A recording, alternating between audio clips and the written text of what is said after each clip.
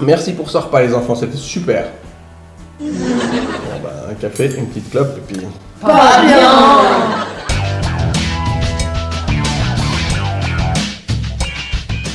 Oh, pas bien, facile à dire aussi. Bah quoi? Tu veux des chiffres? Ouais. Attends. En Suisse, chez les hommes âgés de 35 à 70 ans, un décès sur 3 est dû au tabagisme. Et chez les femmes, 1 sur 10. Pas bien. Pour tous les cancers du poumon, 9 sur 10 sont attribuables au tabagisme. Bien. Le taux de fumeurs chez les 15 à 25 ans reste stable. Bien. Il est même en légère baisse chez les 15 à 17 ans depuis 2011. C'est parce qu'on est moins cons. Pas bien. Non, bien. Ça veut dire que les campagnes de sensibilisation portent leurs fruits. Et aussi, seulement une personne sur 10 chez qui on diagnostique aujourd'hui un cancer du poumon sera encore vivante dans 5 ans. Un fumeur sur 2 meurt d'une maladie attribuable au tabagisme.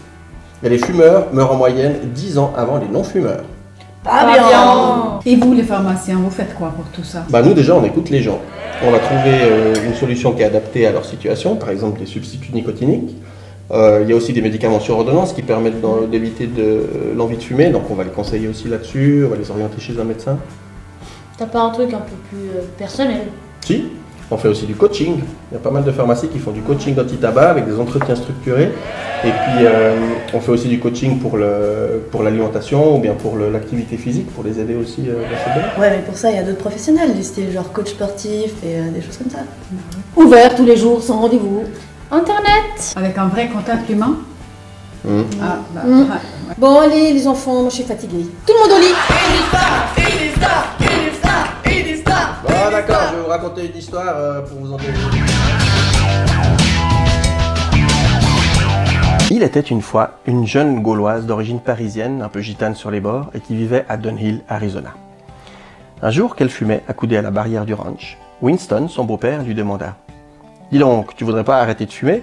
C'est plus très en vogue. » « Bien sûr, lui répondit-elle, 4 fumeurs sur 5 le veulent. En plus, mon mari, Kamel, ton fils, en est mort, mais c'est pas facile. Eh ben tu vois, Chester dans son champ, avec ses fils, Maurice et Philippe, ils ont tous arrêté en se serrant les coudes et en observant quels étaient les moments les plus durs. Et ils s'en sont sortis. Mais leur cow-boy, Boro, il a toraillé toute sa vie et maintenant il a les poumons noirs comme un puits de pétrole. Et je peux te dire qu'il a mal, Boro. Je veux pas devenir comme lui, répondit sa belle-fille gitane. Alors fixe-toi un objectif clair, rétorqua Winston. Le lendemain, ils éliminèrent tous les cendriers de la maison, les briquets, les allumettes, les paquets de cigarettes.